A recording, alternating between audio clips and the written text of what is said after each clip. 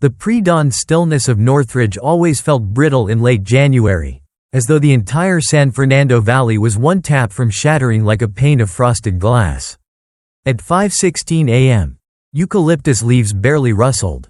Refrigerator compressors formed the only background hum, and Diana Tran's cedar-sheathed craftsman on Landview Street sat cocooned in hush deep enough to hear her children's breathing through the baby monitor.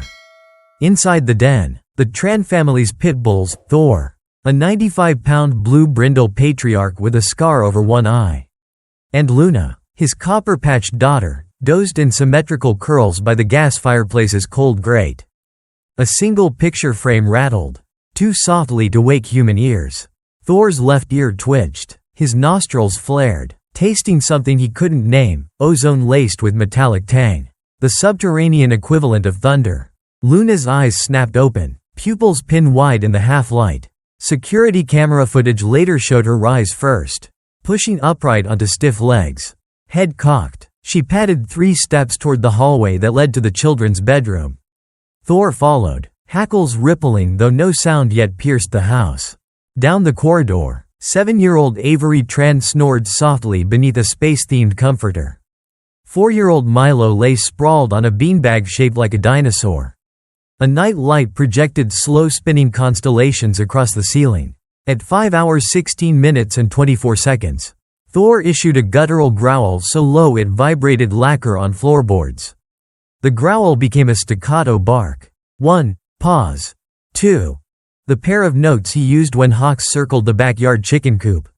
Luna raced ahead, nudging Avery's shoulder with insistence that left no room for sleep fog refusal.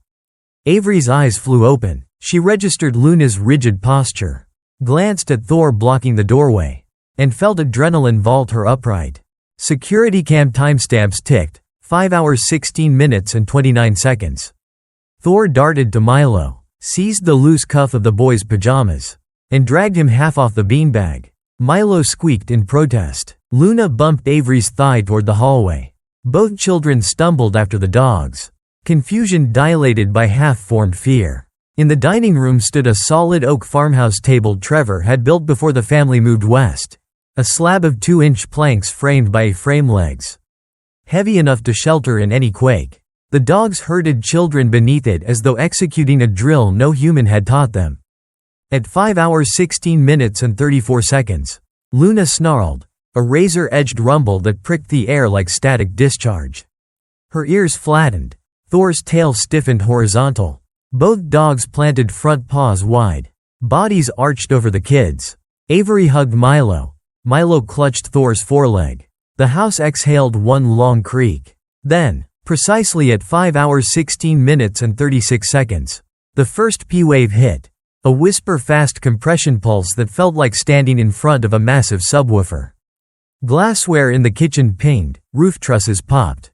Seismographs 15 miles away at Caltech's Seismo lab logged the wave 6 seconds earlier. But automatic early warning notifications still lagged in queue. No cell phone screamed shake alert before the animals did. Thor's growl scaled into a bark that clipped the mic of the hallway cam. His chest shielded Milo. Luna pushed Avery's head down gently with a paw.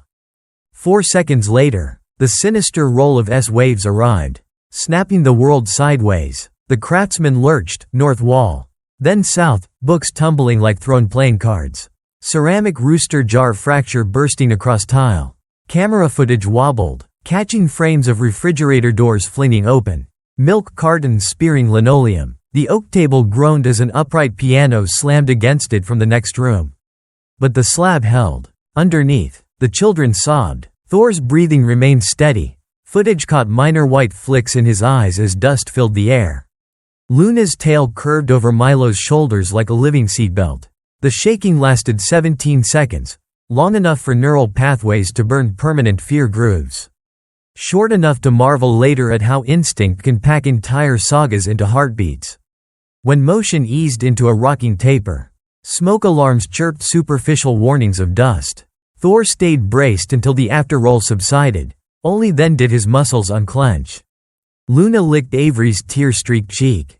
Diana and Trevor, trapped in the master bedroom behind a jammed door the dogs couldn't reach, finally forced it open. They found their children unhurt beneath the table. Dogs panting but unscathed. Family embraced in a tangle of fur and flannel pajamas while aftershocks tapped like impatient knuckles.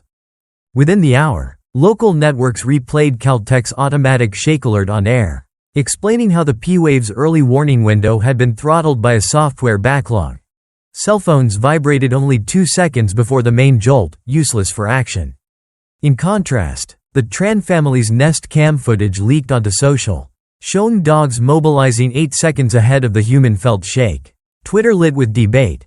Could animals truly sense P-waves faster than current sensors distribute warnings? Or were they reacting to micro-vibrations undetectable by consumer tech? Seismologist Dr. Arnab Venkataraman stepped onto a hastily arranged KNLA segment to clarify. Dogs, he said, likely register high-frequency vibrations and infrasound preceding P-waves. Their pads contain Pacinian corpuscles more sensitive than human fingertips, combined with an auditory range dipping below 20 Hz. They can detect precursory microfractures propagating through rock layers. Think of it as an analog sensor array walking around your living room.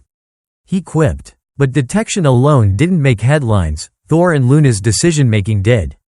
Animal behaviorist Dr. Myra Solis joined the panel via Zoom. She parsed the footage frame by frame. Thor's initial ear twitch.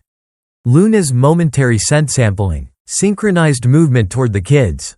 We're observing complex social cognition, she said, rooted in protective drive amplified by environmental conditioning. Translation. These pitbulls didn't just panic, they problem-solved. Solis referenced a 2027 Osaka University study where MRI monitored dogs exposed to sub-audible vibrational cues showed heightened activity in the anterior cingulate cortex, area associated with decision urgency.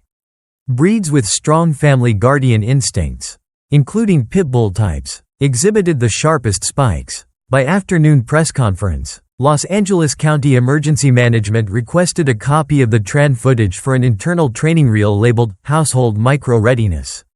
A PR officer admitted privately, "We drill drop cover hold." But kids and pets rarely follow scripts. This dog pair wrote their own. News vans parked curbside all weekend. Journalists angled cameras to capture Thor's battle-scarred profile juxtaposed against children's drawings taped on cracked drywall. Trevor repeated the story until his voice graveled. How Luna nipped Avery's shirt only to guide. Never hurt. How Thor hovered like a living beam. How no Quake kid could match that intervention. Social commentary churned predictable tropes. Advocates hailed pitbull valor. Detractors dredged bite statistics, ignoring context. Yet analytics told a quieter truth. The clip drew unprecedented clicks from seismic research forums, emergency alert consortia, even the U.S. Geological Survey. Dr. Venkataraman tweeted an invitation, looking to outfit canine volunteers with sub-HZ accelerometers. DM if your dog is a natural early warning system. Responses flooded in, mostly from owners of mutts who hid under beds at Thunder. But a dozen credible anecdotes emerged.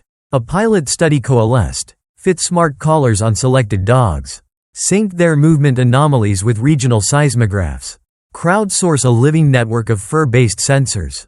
Willa Jordan, author of the Harbor Initiative, messaged Trevor. Could Beacon Center model Quake response curriculum? Thor and Luna became guest instructors via livestream, demonstrating herd-to-safe maneuvers with plush toy children. Avery and Milo watched wide-eyed as trainees mimicked their heroes. 6 weeks post-Quake, the Tran household juggled restoration contractors and film crews while aftershocks wobbled wineglasses at dinner. Yet one dawn, Thor startled awake, ears pricked. Luna rose too. Avery, now attuned to canine signals, slid beneath the oak table pulling Milo before asking why. A soft tremor rippled, magnitudes 3.2. Shallow, barely enough to rattle cupboard handles. Diana glanced at her watch. Dogs had moved 7 seconds before the jolt. That corroboration fed Dr. Venkataraman's study. Preliminary findings published in seismological research letters argued for integrating pet-worn accelerometers into Shake Alert's neural net. Critics raised false positive risk. But machine learning filters showed promising discrimination between sleep twitches and Quake prep tension postures. Campaigns sprouted. #pause4p-waves. Shelter advocates seized momentum to rebrand Pitbulls as guardian breed. Insurance underwriters grudgingly reassessed breed-specific clauses for policy hikes in Quake-prone zip codes. When Scientific American ran a cover story titled, "Tails as Seismic Sensors," Thor's gray-muzzled face grinned beneath the headline. Kids tucked under his chest. For the trans children, hero status settled into routine. Thor still drooled on couch pillows. Luna still hogged bed space. But drills changed. Now, drop cover hold included canine roles. Avery told classmates to watch pets for Quake clues. Milo drew crayon posters. If dog barks deep, get under table. 1 year later, a 4.8 shaker rippled beneath Long Beach High. Beacon-trained dog student teams evacuated half a minute faster than state average. Credited to collar-linked wrist buzzers triggered by canine agitation. A saved second might be a spared life. Data piled, defying cynics. Back on Landview Street, a refurbished Craftsman glowed with seismic bracing and fresh cedar siding. On calm evenings, Diana still caught Thor gazing down hallways, ears flicking to sensations she couldn't feel. She felt safe, not because technology wrapped her home, but because muscle and instinct listened on frequencies science was just beginning to parse. And somewhere in Caltech's sub-basement, servers hummed, crunching cross-references, canine collar spikes, micro-fault creep, basement rumbles. The algorithm's name honored 2 dogs who had once herded children. Thor Luna version 1.0. When future quakes threaten, sirens will shriek, phones will buzz, and perhaps milliseconds earlier, a paw sensor network will flare green on a console, telling engineers what 2 Pitbulls already know. The Earth has started to speak, move the children to safety. The quake had scarcely faded from the news cycle when a restless, almost electric urgency began coursing through Los Angeles research and emergency management communities. Something about Thor and Luna's instinctive intervention, captured in grainy night vision but unmistakably purposeful, felt like a door cracking open. If dogs could act as living pre-shake sirens, even granting households 5 or 10 extra seconds, then California's entire early warning paradigm might be ripe for a revolution that weighed less than 100 pounds and wagged its tail during downtime. Caltech's Seismo Lab convened the first P-Wave Canine Integration Roundtable, barely 4 weeks after the 5.0 event. The invitation list was a strange cocktail of disciplines: seismologists in Patagonia fleeces, veterinary neurologists armed with EEG readouts, animal behavior PhDs who'd spent careers decoding the barks of dingoes, hardware engineers from a Pasadena startup specializing in MEMS accelerometers, and seated slightly awkwardly at a long oval table typically reserved for NASA collaborators, Trevor and Diana Tran, flanked by Thor and Luna in service dog vests stitched by Avery's Girl Scout troop. Dr. Arnab Venkataraman opened with data.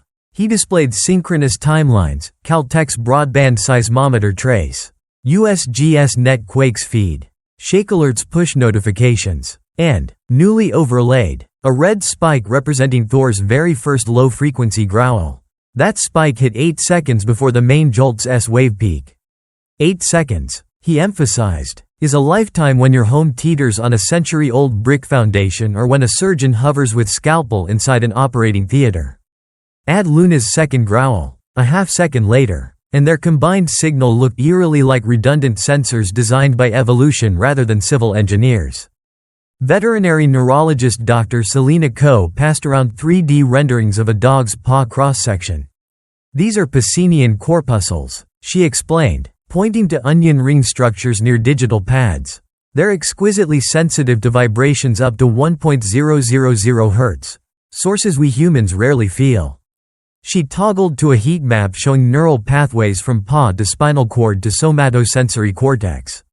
My lab measured response times at 30 to 70 milliseconds.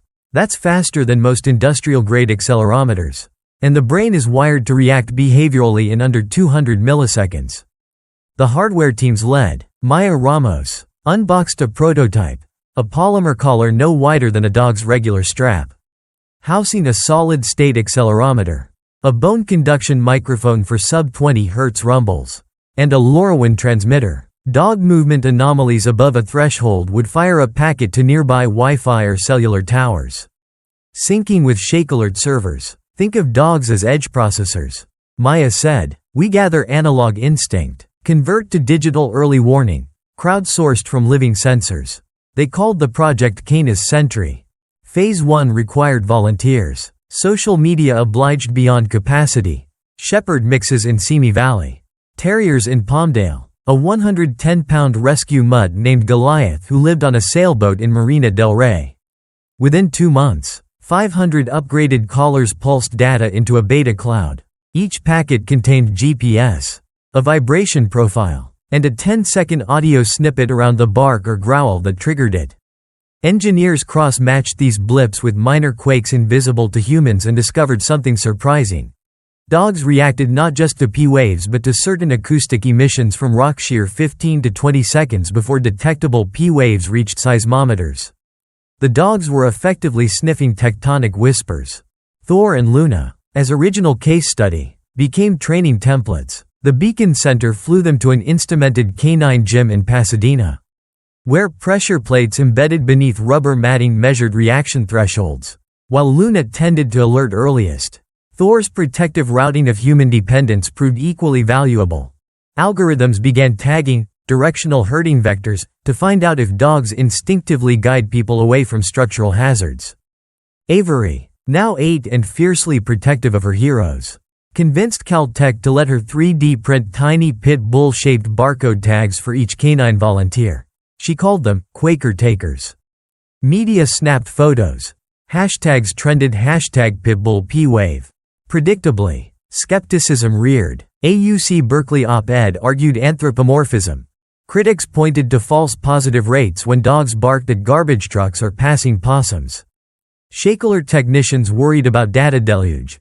What if every chihuahua in LA barks and triggers mass panic? They demanded proof of specificity.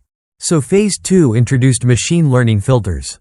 Engineers fed the model thousands of bark spectrograms labeled Quake, mailman, squirrel, neighbor door slam. Over months, AI distinguished Quake barks with 94% precision. A failsafe demanded confirmation from at least 3 dogs within a 3-mile radius before issuing a public push notification. The dogs effectively formed a distributed sensor grid. The first real-world test came on a July afternoon. Magnitude 4.3 beneath the Santa Monica Mountains. At T13 seconds, 3 Canis Sentry collars, Thor's among them, flagged simultaneous anomalous growls. The server pushed a silent packet to shake-alert. Shake-alert cross-validated with seismographs at T8 seconds. Then blasted phone warnings at T6. For the first time, dogs had extended human warning by nearly double. On hospital monitors, anesthesiologists paused delicate maneuvers in elementary schools. Students ducked under desks 2 seconds before S-waves rattled fluorescent fixtures. The difference didn't save skyscrapers, but it spared concussions. News anchors hailed puppy-powered earthquake alerts, though Thor and Luna, now donned in cooling vests, simply accepted ear scratches. Pitbull advocacy groups seized momentum. Adoption rates for the breed ticked upward 18% statewide. Yet deeper science brewed. Dr. Koh's team implanted micro-EEG caps, non-invasive, on a subset of dogs to track cortical activity during controlled vibration tests. They identified a consistent theta burst pattern 50 to 100 milliseconds post-vibration, unique to high salience stimuli. This neural fingerprint fed back into collar firmware, no longer relying on bark audio alone but measuring subtle neck muscle EMG spikes preceding vocalization. That shaved another quarter-second off transmission latency. Social implications multiplied. Insurance companies offered premium discounts to households enrolled in Canis Sentry. Home security firms bundled collar hubs with smoke detectors. Schools requested demonstration dogs. Some children felt safer listening to canine cues than sirens. Hollywood joined. A documentary titled Seconds and Pause debuted on streaming platforms, interweaving seismic CGI with slow-mo footage of Luna nudging Avery. It ended with Thor lying behind Milo during homework. Collar LED blinking gently in standby. Guardianship as ordinary as breathing. But tension simmered between success and ethical use. Animal rights activists cautioned against overburdening dogs, pushing them into sensory overload labs. In response, Beacon Center drafted the Harbor Thor Welfare Charter. Dogs must consent, measured via stress biomarkers. Work shifts capped at 4 hours. And always retain veto power. Handlers observe signals of fatigue. When an overeager city pilot forced nighttime collar wear despite storms known to stress pets. Beacon suspended the city's license until protocols corrected. Public trust hinged on canine well-being. Phase 3 targeted urban density.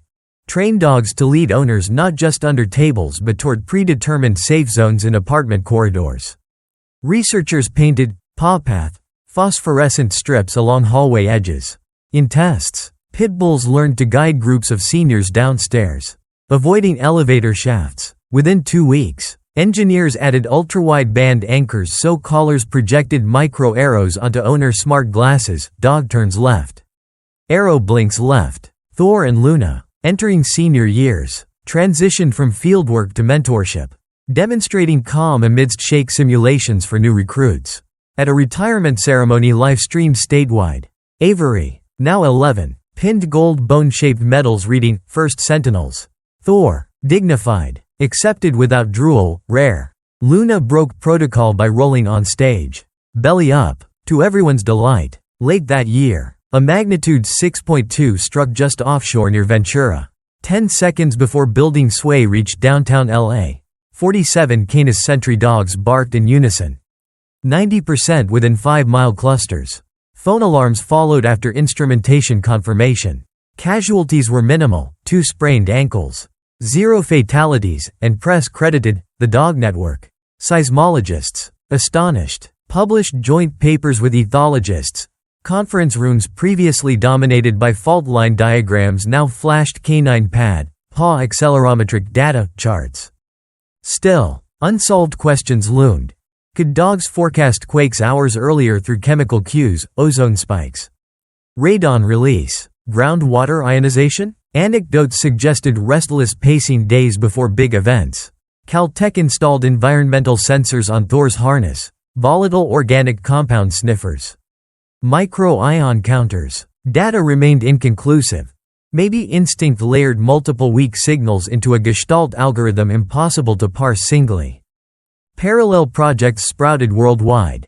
Akitas in Japan's Tokai region, street dogs in Kathmandu, Great Pyrenees on Iran's Zagros range. A global consortium formed, PAW's Quake Alliance, standardizing open APIs for collar data. When A7.1 rocked Istanbul, local dogs flagged with enough lead time for metro operators to slow trains. Thor's final years unfolded gently. Arthritis crept, collar weight lightened. During one twilight walk, Avery, teenage now, leaned against his shoulder, whispering gratitude for every extra second he'd given the city. He passed away in sleep the next winter. Luna beside him. LA's mayor proclaimed a day of remembrance. City sirens sounded one long respectful tone while screens displayed his image captioned, "He listened below, so he could live above." Luna retired to the Tran couch, collar preserved in a glass case next to Thor's. New Pitbull recruits, Cody and Nova, took up Sentinel roles. They wore firmware named Thor Lu 3.0. Honoring pioneers. Avery, inheriting her parents' calm but coder's curiosity, interned at Caltech's seismology division, refining machine learning thresholds with canine data. In 2040, California's earthquake early warning system stood unrivaled, a triple mesh of seismic stations, satellite ionosphere sensors, and 25,000 canine edge devices. Average public lead time before damaging waves, 15 seconds in coastal metros. 22 in inland towns, statistically saving hundreds per year. People kept Quake kits, but more cherished their furry sentries. Pitbull adoption soared 40%. Each new guardian potential lifesaver. One moonlit anniversary of the 5.0. Milo, now college sophomore in veterinary science, visited the Cedar Craftsman, renovated thrice but still bearing small scars. A cracked rooster tile preserved behind plexiglass. The dented table, retained as art. He placed a digital photo frame on top. It played Thor's first growl. Luna herding footage, and rotating science graphs proving their legacy. A sensor in the frame synced to current Canis Sentry traffic. Whenever a dog somewhere flagged a P-wave, the edge of the frame pulsed blue. That night it blinked twice, small quakes far away. Big impact perhaps unseen. Milo smiled. Somewhere, kids were getting nudged under tables. Doorways being cleared. Seconds stretching into survival. All because two pitbulls once felt the earth whisper. He whispered back into the quiet house. Good dogs. And for a moment it seemed the floors vibrated with approving wags. Outside, the San Fernando ground held steady. As if honoring the pact, dogs will keep listening. Humans will keep learning. And together they'll dance one step ahead of the Earth's next restless sigh. By 2048 Los Angeles had become the most seismically instrumented city on Earth. Yet the technology that mattered most still padded across oak floors at dawn. Nails clicking a low metronome against time itself. You could stand on the rooftop of Caltech's rebuilt Millikan Library, now ringed by concentric LED bands that pulsed with every micro-tremor funneled in from the global shake net, and watch three braided data streams scrolling sky-high on the western facade. Traditional broadband seismographs, satellite-borne ionospheric scintillation plots, and floating in the middle like illuminated pawprints, the live Canis Sentry feed, every bark-validated P-wave event sourced from more than 70,000 caller units on 6 continents. Most nights the pawprint column shimmered soft green, cycling through normal canine motion metrics. But on evenings when plates groaned far below the crust, the LEDs strobed amber, then urgent crimson, and the city would tense, waiting for sirens, for shake alert buzzes, for the reassuring thunk of reinforced doors swinging shut. In those seconds, parents still listened first for four-legged sentinels, a sudden growl in the hallway, a body blocking the nursery door, a nudge toward reinforced alcoves. Thor and Luna's original collar prototype sat in an argon-filled display case inside the Seismolabs public gallery. The case's touchscreen let visitors scrub through historic telemetry. Thor's low-frequency growl waveform. Luna's sub-20 Hz chest vibration. Overlaid atop the 2034 Northridge dataset. Children on field trips pressed thumbs to glass, feeling a faint haptic recreation of the bark that had changed the science of warning. 1. Quiet revolutions. 6 years earlier, the Harbor Thor Welfare Charter had spawned the Accord Act, Animal-Centered Community Operations and Resilience Directive. A federal framework that conditioned disaster preparedness grants on humane treatment and consent-based training for all working animals.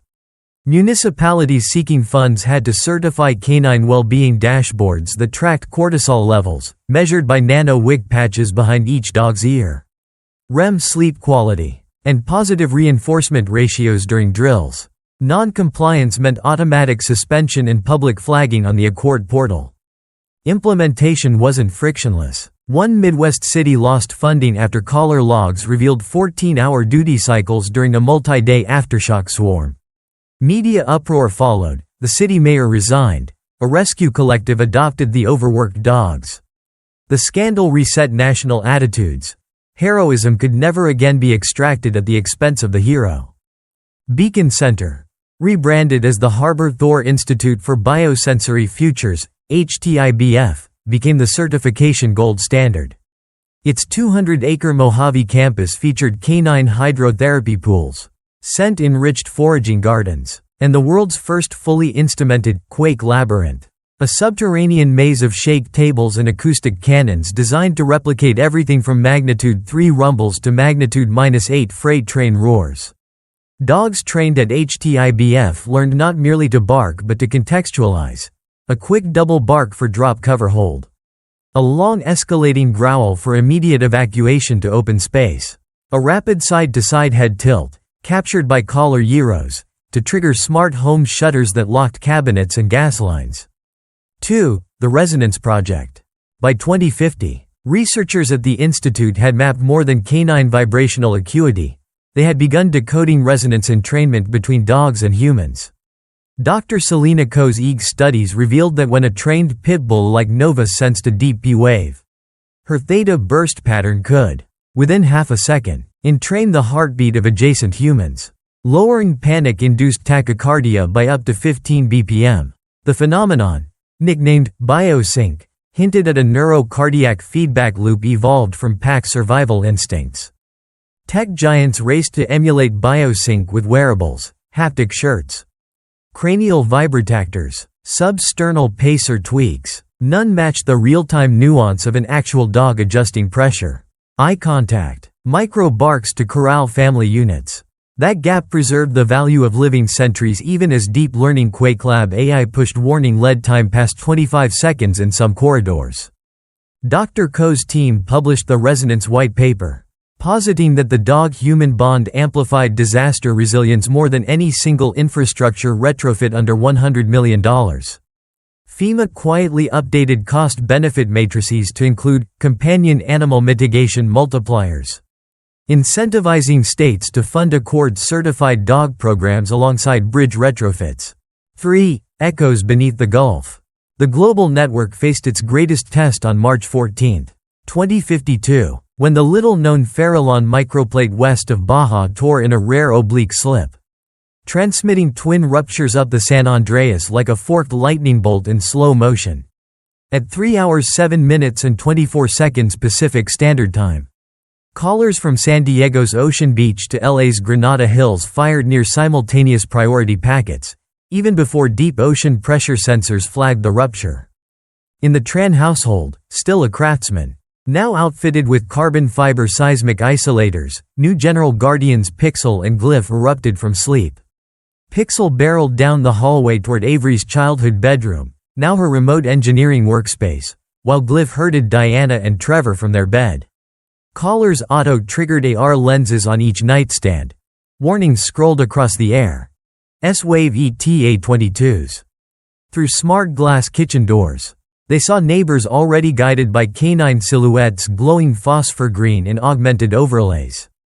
Citywide, 11,000 AR-enabled pets created a living, barking light grid. Dashcams captured dogs steering e-bike commuters under freeway arches. Therapy dogs at Cedars-Sinai pressing patients' call buttons before staff or sirens reacted. The quake hit at 6.8, rolling rather than jolting, rupturing water mains but claiming no lives. Analysts later credited 18 seconds of additional canine-driven lead time for preventing an estimated $2 billion in casualties and indirect losses. 4. The Genome Whisper. Post-event forensics uncovered another revelation. Genetic sequencing across high-performing sentinel breeds, particularly Pitbull lineages stemming from Thor and Luna's rescue shelter, displayed an enrichment of alleles tied to vestibular sensitivity and auditory hair cell resilience. This didn't mean designer Quake dogs were around the corner. Accord ethics forbade breeding programs aimed at disaster traits alone, but it urged shelters to screen for natural sentience rather than arbitrary breed aesthetics. The Genome Whisper project partnered with 23andWe to flag pups in shelters showing elevated baseline vibrational startle thresholds but low cortisol spikes, ideal sentinel candidates. Adopters received subsidized training if they committed to welfare standards. Euthanasia rates for bully breeds in California plummeted below 5% for the first time in recorded history. 5. Homecoming. By her 30th birthday, Avery Tran, Drive. Avery Tran, Ph.D. in Geospatial Systems, accepted a post at HTIBF, assuming leadership of the Resonance Division. On her first day she placed Thor's medal beside Harbor's in the Institute's Hall of Pioneers. A sunlit corridor lined with augmented plaques. Visitors could tap Thor's image to replay the original hallway growl in spatial audio. Feel Luna's directional shove through a haptic floorplate. Or overlay a 2052 Quake simulation onto living room mock-ups. During her induction speech Avery recounted the night Thor and Luna pulled her and Milo under the oak table. She described a child's terror transmuted by canine certainty into action, then memory, then research, policy, and finally infrastructure. Most revolutions, she concluded, begin in laboratories. Ours began in a living room, with two misunderstood dogs listening to what the planet beneath us was saying. 6. Beyond the fault lines. Late in life, Diana and Trevor moved north, seeking quieter ground near Mount Shasta. But they kept the Craftsman as a city crashpad. One autumn dusk they visited, clutching thermoses of ginger tea. Pixel and Glyph, now grizzled, lounged under the refurbished oak table, a sacred relic turned conversation piece still bearing faint claw marks. Trevor ran a finger along one groove and smiled. Legacy carving, he whispered. Out back, a small bronze statue glinted, Thor and Luna side by side. Heads lifted, ears cocked toward an unseen tremor. Around the base children had stacked smooth river stones, each painted with a name: Nova, Cody, Pixel, Glyph. Thousands more representing dogs who had joined the Sentinel network. Fireflies, bio-engineered to glow seismic alert colors, bobbed among sage plants, flickering green into night's calm. Inside, the smart frame on the mantle pulsed once in blue. Somewhere in Indonesia, a border collie named Shifa had predicted a shallow 5.1. Diana watched the blip, breathed gratitude, and felt the house settle into its braced, resilient hush. No technology, no matter how advanced, could silence the Earth's restless tectonics. But now, woven through fiber conduits and living fascia, a chorus of patient guardians translated the first tectonic whispers into human comprehension. They did not replace seismographs, they completed them, adding a biology-forged sense that no silicon wafer could replicate, the reflex to protect. As midnight deepened, Pixel's ears twitched, catching some miles-distant freight train or micro-quake. He flexed a paw against the wood, assessed, then let a sigh lull him back to sleep. Glyph, half dreaming, thumped his tail, perhaps chasing a memory of earlier alarms and the joyful bustle that always followed when danger passed and family counted itself saved. In that mingled quiet of aging wood and slumbering dogs, the story of Thor and Luna found its resting cadence, not an ending, but an infinite sustain. Outside, fault lines stretched on, patient and inevitable, yet no longer wholly unpredictable. Because somewhere, under some other table, paws already braced, ears already tuned, love waited to translate the planet's next sigh into another few precious seconds. Enough, perhaps, to change everything again.